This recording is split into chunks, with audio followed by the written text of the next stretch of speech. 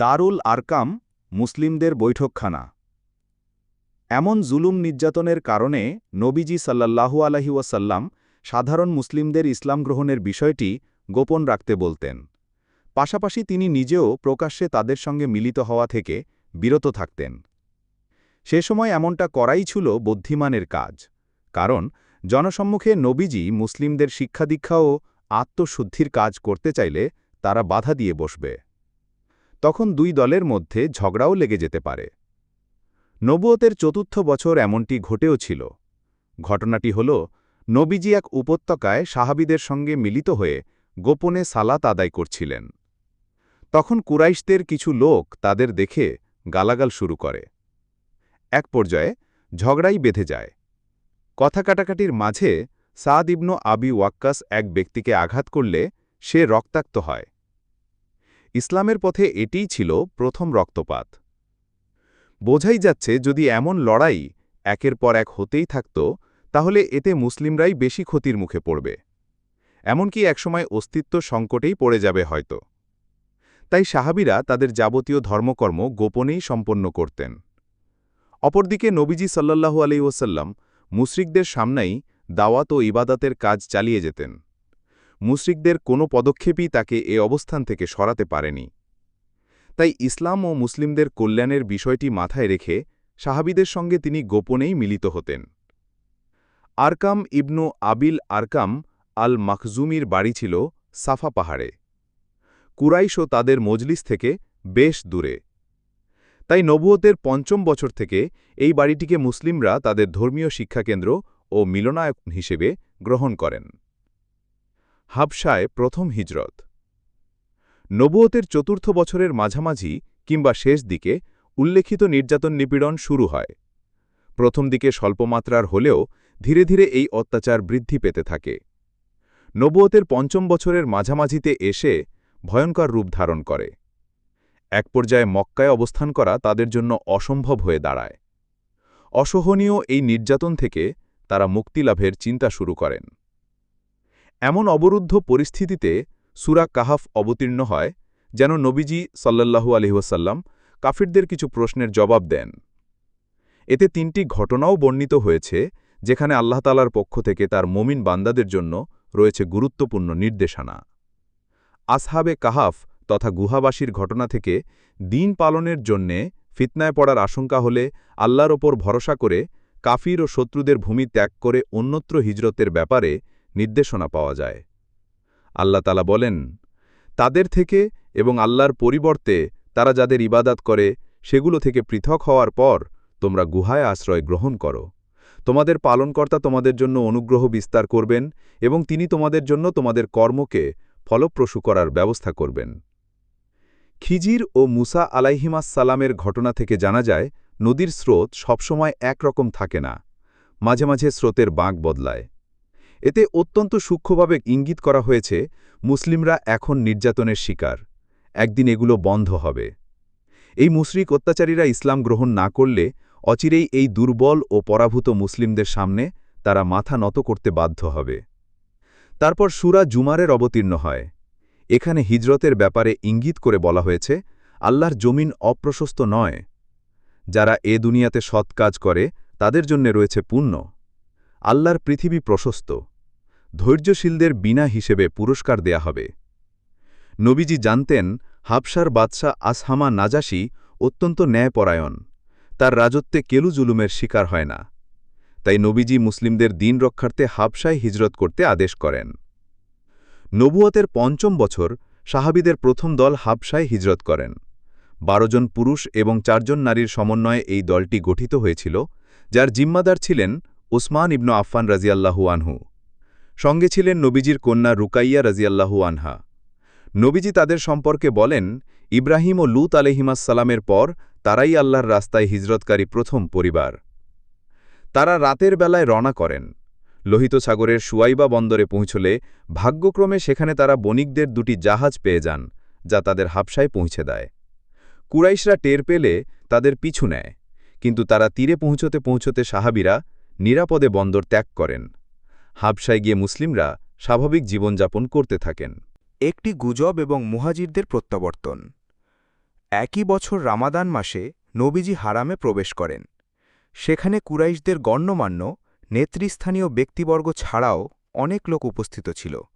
তাদের সামনে দাঁড়িয়ে অকস্মাৎ নবীজি সূরা নাজম তেলাওয়াত শুরু করেন। এর আগে আল্লাহ কালামের তেলাওয়াত শোনার ভাগ্য হয়নি এদের। কোরআন শ্রবণ থেকে নিজেদের বিরত রাখতে নানা কৌশলের আশ্রয় নিত তারা। নিজেরা তো শুনতই না, অন্যরাও যেন শুনতে না পারে, সেই জন্য কোরআন তেলাওয়াত করা হলে তারা হট্টগোল শুরু করে দিত।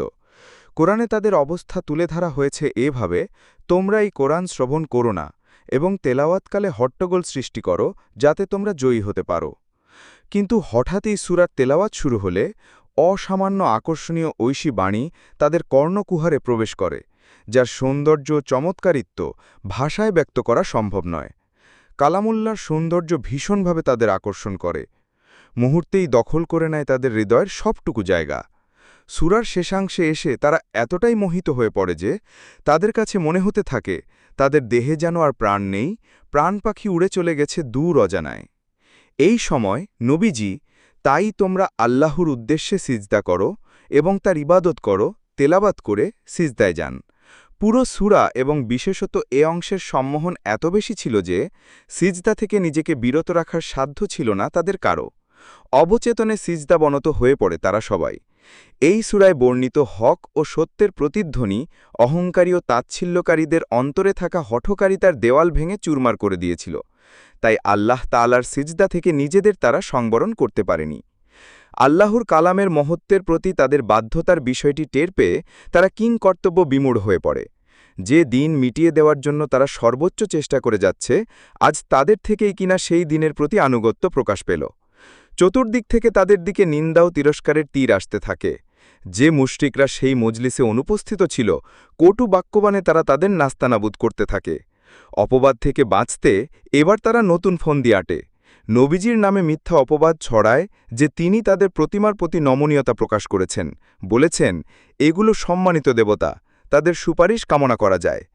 তারা এমন ডাহা মিথ্যার আশ্রয় নেয় যেন নবীজির সঙ্গে তাদের সিজদা করার ব্যাপারে শিথিলতা দেখানো হয়। যে জাতি নির্জলা মিথ্যা সাজাতে পারে, একের পর এক অপবাদ আরোপ করতে পারে, তাদের জন্য এ আর তেমন কি। হাবশায় অবস্থানকারী মুসলিম মুহাজিরদের কাছে এই সংবাদ পৌঁছে যায়, কিন্তু বাস্তবে যা ঘটেছে খবর পৌঁছা তার উল্টো। তারা জানতে পারেন কুরাইশরা ইসলাম গ্রহণ করে নিয়েছে। এই কারণে একই বছর শাওয়াল মাসে তারা মক্কায় ফিরে আসেন। তবে মক্কার কাছাকাছি এলে বাস্তবতা প্রকাশ পায়। সঙ্গে সঙ্গে অনেকে আবার হাবশার পথ ধরেন, আর বাকি সবাই আত্মগোপন করেন কিংবা কুরাইশদের কারো কাছ থেকে নিরাপত্তা নিয়ে মক্কায় প্রবেশ করেন। হাবশায় দ্বিতীয়বার হিজরত। এরপর মুসলিমদের ওপর, বিশেষ করে হাবশায় হিজরতকারীদের ওপরে কুরাইশদের জুলুম নির্যাতন ভয়াবহ রূপ ধারণ করে। এমনকি পরিবারের অমুসলিম সদস্যরাও মুসলিমদের নানাভাবে অত্যাচার করতে শুরু করে। মুশরিকরা খবর পেয়েছিল যে নাজাশী মুসলিমদের সাথে খুবই ভালো ব্যবহার করেছেন। হাবশায় মুসলিমদের কাটানো সুখের দিনগুলো কুরাইশরা কোনোভাবেই ভুলতে পারছিল না। তাই মুসলিমদের ওপরে নির্যাতনের মাত্রা অতীতের সব সীমা ছাড়িয়ে যাচ্ছিল। উপায় না দেখে নবীজি সাহাবীদের দ্বিতীয়বার হিজরতের পরামর্শ দেন। এবারে হিজরত আগেরবারের চেয়ে অনেক কঠিন ছিল, কারণ কুরাইশরা এবার এ ব্যাপারে সজাগ দৃষ্টি রাখছিল। কিন্তু তাদের সকল প্রচেষ্টা ব্যর্থ হয়। মুসলিমরা দ্রুত পদক্ষেপ গ্রহণ করেন। আল্লাহ তাদের সফর সহজ করে দেন এবং মুশরিকদের হাত থেকে মুক্ত হয়ে নিরাপদে বাদশাহ নাজাশির রাজ্যে পৌঁছার তাওফিক দেন। হাবশায় দ্বিতীয়বার হিজরতের কাফেলায় ছিলেন ৮৩ জন পুরুষ। এই সংখ্যা প্রযোজ্য হবে আম্মার রাদিয়াল্লাহু আনহু সঙ্গে থাকলে, কেননা সফরে তার উপস্থিতি নিয়ে সংশয় আছে, আর নারীরা সংখ্যায় ছিলেন ১৮-১৯ জন। মুহাজিরদের বিরুদ্ধে কুরাইশদের চক্রান্ত। মুহাজিররা নিজেদের প্রাণ ও দিনের জন্য কোনো নিরাপদ আশ্রয় পেয়েছে, মুশরিকরা এটা কোনোভাবেই মেনে নিতে পারছিল না। যে করেই হোক তাদের ক্ষতি করতেই হবে, এই পরিকল্পনায় আমর ইবনুল আস ও আবদুল্লাহ ইবনু রাবিয়াকে তারা নির্বাচন করে। দুজনেই বেশ বিচক্ষণ আর বুদ্ধিমান। এটি তাদের ইসলাম গ্রহণের আগের ঘটনা। কুরাইশরা বাদশাহ নাজাশী ও সভাসদবর্গের জন্য নানারকম মূল্যবান উপঢৌকনসহ তাদের দুজনকে পাঠায়। তারা দুজন উপহার নিয়ে প্রথমে সভাসদদের কাছে গিয়ে এমন সব দলিল প্রমাণ উপস্থাপন করে যা মুসলিমদের বিতাড়িত করার জন্য যথেষ্ট। সভাসদরা তাদের কথা মতো নাজাশীকে বুঝিয়ে মুসলিমদের তাড়িয়ে দেওয়ার ব্যাপারে রাজি করার পর তারা দুজন নাজাশীর দরবারে উপস্থিত হয়। উপহার উপঢৌকন পেশ পর্ব শেষ করে মূল কথা আরম্ভ করে। তারা বলে, মহামান্য বাদশাহ, কিছু নির্বোধ যুবক স্বজাতির ধর্ম ছেড়ে আপনার রাজ্যে অনুপ্রবেশ করেছে। তারা আপনার ধর্ম তো গ্রহণ করেইনি, বরং নতুন এক ধর্ম নিয়ে এসেছে। আমাদের ও আপনাদের কারোরই সে ধর্মের ব্যাপারে কোনো রকম জ্ঞান নেই। তাদের ফিরিয়ে নেওয়ার জন্য তাদের বাপদাদা, চাচামামা ও পরিবার পরিজনের পক্ষ থেকে স্বজাতির নেতৃস্থানীয় ব্যক্তিরা আমাদের দুজনকে আপনার কাছে পাঠিয়েছেন। তারা তাদের ব্যাপারে সর্বোচ্চ দায়িত্বশীল এবং তারাই তাদের কৃতকর্মের ব্যাপারে পুরোপুরি অবগত। সভাসদরা বলে, মহামান্য বাদশাহ, তারা ঠিকই বলেছে, তাই আপনি তাদের ফিরিয়ে দিন, যেন তারা নিজ দেশ ও জাতির কাছে নিয়ে যেতে পারে। কিন্তু বাদশাহ নাদাসী ভাবলেন, বিষয়টা একটু খতিয়ে দেখা দরকার এবং উভয় পক্ষের কথা শোনা প্রয়োজন। তাই তিনি মুসলিমদের ডেকে পাঠালেন। সঙ্গে সঙ্গে তারা উপস্থিত হলেন। তাদের প্রতিজ্ঞা ছিল, যা হওয়ার হবে আমরা সত্য থেকে এক চুলও সরব না। নাদাসী তাদের উদ্দেশ্যে বলেন, কি এমন ধর্ম তোমরা পেয়ে বসেছ, যে কারণে স্বজাতিকে ত্যাগ করতে হয়েছে? আবার আমার ধর্ম তো নয়, পৃথিবীর কোনো ধর্মই নাকি তোমরা গ্রহণ করনি। জবাবে মুসলিমদের মুখপত্র জাফর ইবনুন আবি তালিব রাদিয়াল্লাহু আনহু বলেন, মাননীয় বাদশাহ, আমরা ছিলাম জাহিলি সম্প্রদায়ের লোক। মূর্তি পূজা করতাম, মৃতজন্তু খেতাম, নানা রকম খারাপ কাজে লিপ্ত ছিলাম, আত্মীয়তার সম্পর্ক ছিন্ন করতাম, প্রতিবেশীকে কষ্ট দিতাম। আমাদের সবলেরা দুর্বলদের সম্পদ আত্মসাৎ করত। এক পর্যায়ে আল্লাহ তাআলা আমাদের মধ্য থেকে একজনকে আমাদের কাছে রাসূল করে পাঠান। আমরা তার বংশধারা, আমানতদারিতা ও চারিত্রিক পবিত্রতা সম্পর্কে জানি। তিনি আল্লাহর একত্ববাদের স্বীকৃতি প্রদান ও তার ইবাদতবন্দিগির প্রতি আহ্বান করেন। আমাদের বাপদাদা ও পূর্বপুরুষরা যে পাথর ও প্রতিমার পূজা করত তা থেকে সরে আসতে বলেন। সত্য বলতে আদেশ করেন। আমানত ও আত্মীয়তার সম্পর্ক রক্ষা করতে নির্দেশ দেন। প্রতিবেশীর সঙ্গে সদাচার করতে বলেন। অন্যায় কাজ ও রক্তপাত থেকে বিরত থাকতে বলেন। অশ্লীলতা, মিথ্যা সাক্ষ্য, এতিমের মাল আত্মসাৎ ও সতীসাধী নারীর উপর মিথ্যা অপবাদ আরোপ করতে কঠোরভাবে নিষেধ করেন। এক আল্লাহর উপাসনা করতে আদেশ করেন। তার সঙ্গে কোনো কিছু শরিক করতে নিষেধ করেন। সালাত, জাকাত, সাওম ইত্যাদি বিধান পালন করতে বলেন। তার এসব কথা আমরা সত্যায়ন করেছি, মনে প্রাণে তার প্রতি বিশ্বাস স্থাপন করেছি। আল্লাহর দ্বীনের অন্তর্ভুক্ত যা কিছু তিনি নিয়ে এসেছেন সব আমরা মেনে নিয়েছি। এক আল্লাহর ইবাদত করতে শুরু করেছি, তার সঙ্গে শিরক করা বন্ধ করে দিয়েছি। যা কিছু হারাম করা হয়েছে সব হারাম হিসাবে জেনেছি, আর যা কিছু হালাল করা হয়েছে সব হালাল হিসাবে গ্রহণ করেছি। কিন্তু আমাদের জাতি এ বিষয়গুলো মেনে নিতে পারেনি। তারা আমাদের প্রতি শত্রুতা শুরু করেছে, আমাদের উপর জুলুম নির্যাতন আরম্ভ করেছে। দ্বীনের ব্যাপারে ভীষণ কষ্ট দিয়েছে আমাদের, যাতে আমরা আল্লাহ তাআলার ইবাদত ছেড়ে আবার মূর্তি পূজা ধরি। যে নিকৃষ্ট বিষয়াদি আমরা হালাল মনে করতাম, আবারও যেন তাই করি। এরপর যখন তারা আমাদের উপর নির্যাতন নিপীড়নের সর্বোচ্চ মাত্রা প্রয়োগ করেছে, আমাদের ধর্মীয় বিধান পালনে বাধা দিয়েছে, আমরা আপনার রাজ্যে আশ্রয় নিয়েছি। আর কাউকে নয়, কেবল আপনাকেই গ্রহণ করেছি। আপনার সান্নিধ্যের ব্যাপারে আগ্রহী হয়েছি। হে মহামান্য সম্রাট, আমরা আশা রাখি আপনার দরবারে আমরা মাজলুম হব না।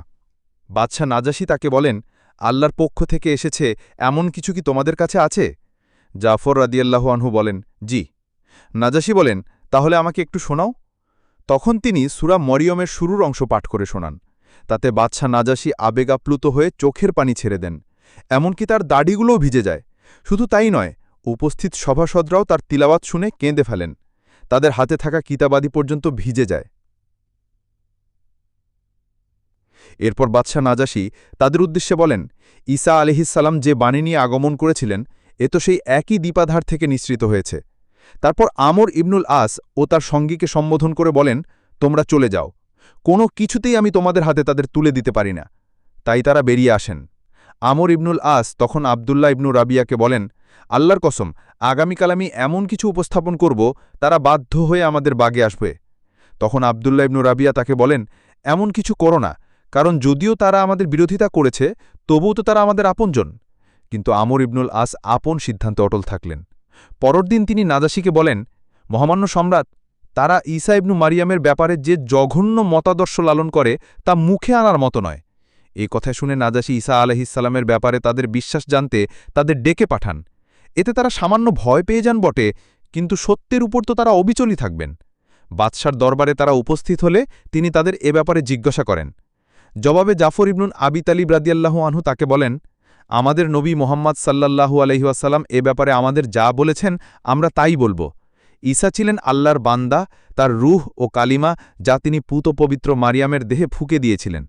তখন নাজাশী মাটি থেকে একটি লাঠি হাতে নেন এবং বলেন, আল্লাহর কসম, তুমি যা বলেছ, ঈসা ইবনে মারিয়াম তা থেকে বেশি এই লাঠির মতোও ছিলেন না। এ কথা শুনে তার সভাসদরা একটু নড়েচড়ে বসেন। তিনি তখন বলেন, কসম সেই আল্লাহর, তোমরা যাই ভাবো না কেন, এটাই সত্য। তারপর তিনি মুসলিমদের উদ্দেশ্যে বলেন, তোমরা যাও, আমার রাজ্যে নিরাপদে বাস করতে থাকো। এরপর ৩ বার পুনরাবৃত্তি করে বলেন, কেউ তাদের অসম্মান করলে তাকে জরিমানা করা হবে। তিনি আরও বলেন, তাদের একজনকে কষ্ট দেওয়ার বিনিময়ে আমাকে ১ পাহাড় স্বর্ণ দেয়া হলেও তা আমার কাছে পছন্দনীয় হবে না। সভাসদবর্গের উদ্দেশ্যেই তিনি বলেন, তাদের উপহারগুলো ফিরিয়ে দাও, আমার ওসবের কোনো প্রয়োজন নেই। আল্লাহর কসম, তিনি যখন আমাকে আমার রাজত্ব ফিরিয়ে দিয়েছেন, তখন তিনি আমার থেকে ঘুষ গ্রহণ করেননি। তাহলে এখন আমি কিভাবে উৎকোচ গ্রহণ করি? তিনি তো আমার ব্যাপারে মানুষের কথা শোনেননি। তাহলে এখন আল্লাহর আনুগত্যকে প্রাধান্য না দিয়ে মানুষের কথায় কান দিই কি করে? উম্মু সালামা রাদিয়াল্লাহু আনহা এই ঘটনা বর্ণনাকালে বলেন, তারা দুজন সেখান থেকে নিন্দিত ও বিতাড়িত অবস্থায় বেরিয়ে আসে। তাদের উপহার উপটৌকনও ফিরিয়ে দেওয়া হয়, আর আমরা তার কাছে সর্বোচ্চ নিরাপত্তা ও সম্মানের সাথে বসবাস করতে থাকি। ইবনে ইসহাকের বর্ণনায় উল্লিখিত বিবরণ পাওয়া যায়।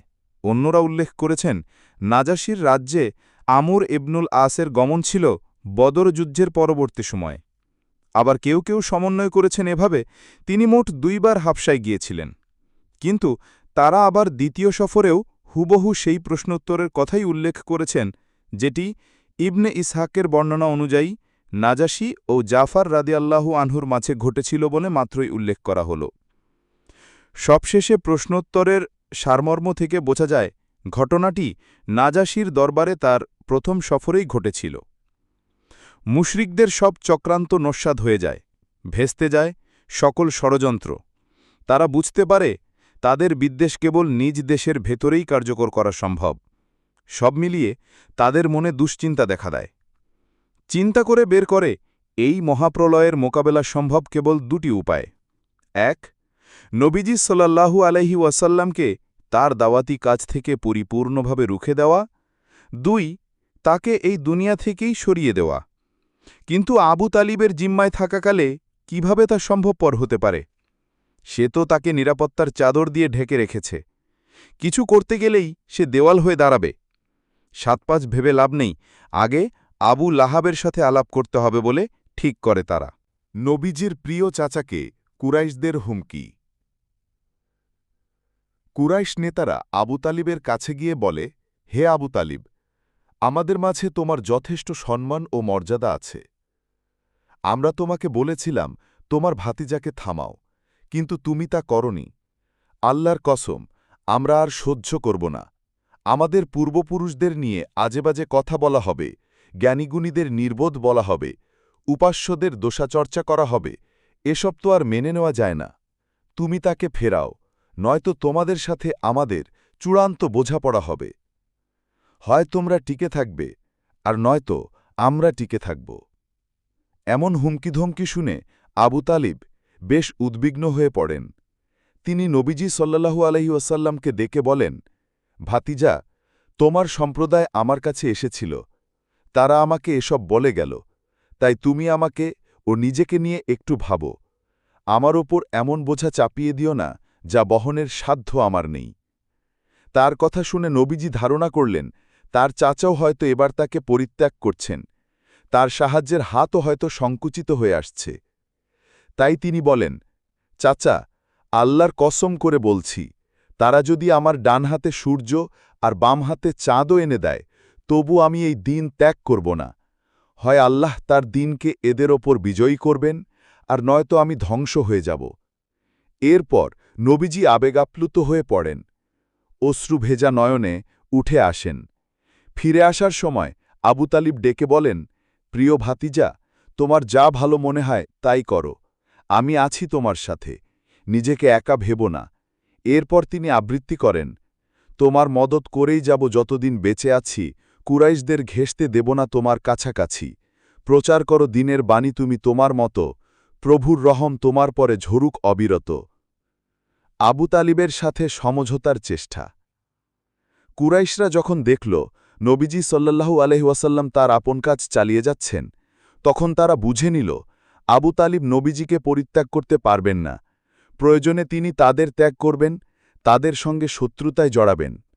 তাই তারা ওয়ালিদ ইবনে মুগিরার পুত্র আম্মারকে সঙ্গে নিয়ে আবু তালিবের কাছে গিয়ে বলল, হে আবু তালিব, এই যুবক কুরাইশ বংশের সবচেয়ে সাহসী ও সুদর্শন। তুমি তাকে গ্রহণ করে নাও, তার সব কিছুই তোমার।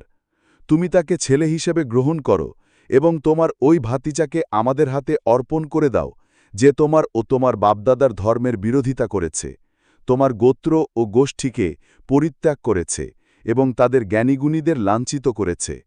তাকে আমাদের হাতে ছেড়ে দাও, আমরা তাকে হত্যা করব। এটা কেবলই ব্যক্তিবদল হিসেবে বিবেচিত হবে। আবু তালিব বলেন, আল্লাহর কসম, বড় নিকৃষ্ট দরদাম করতে এসেছ তোমরা আমার কাছে। তোমরা কি তোমাদের পুত্র আমাকে দিতে চাইছ, যাকে আমি পানাহার করিয়ে বড় করব, আর আমার পুত্রকে তোমাদের হাতে তুলে দেব এবং তোমরা যথারীতি তাকে হত্যা করবে? আল্লাহর কসম, তা কিছুতেই হতে পারে না। তখন মুতিম ইবনে নওফাল ইবনে আব্দি মানাফ বলে, হে আবু তালিব, নিঃসন্দেহে তোমার সম্প্রদায় তোমার সাথে ইনসাফি করেছে। তুমি যা অপছন্দ করো তা এড়িয়ে যেতে চেষ্টা করছে, বরং আমি তো দেখছি তুমি তাদের কোনো কথাই মানতে চাইছ না। তিনি বলেন, আল্লাহর কসম, তোমরা আমার সাথে ইনসাফ করছ না, বরং আমাকে লাঞ্ছিত করতে এবং আমার বিরুদ্ধে অন্যদের সাহায্যের ব্যাপারে ঐক্যবদ্ধ হয়েছ। ঠিক আছে, যা ইচ্ছে করো গিয়ে। ইতিহাস প্রশ্নসমূহে প্রতিনিধি দলটির আগমনের মাঝে সময়ের ব্যবধান আলোচিত হয়নি, কিন্তু বিভিন্ন তথ্য-উপাত্ত ও দলিল প্রমাণ বিশ্লেষণ করলে বোঝা যায় ঘটনা দুটি নবুয়তের ৭ম বছরের মাঝামাঝি সময় ঘটেছে এবং উভয় দলের আগমনের সময় ছিল কাছাকাছি।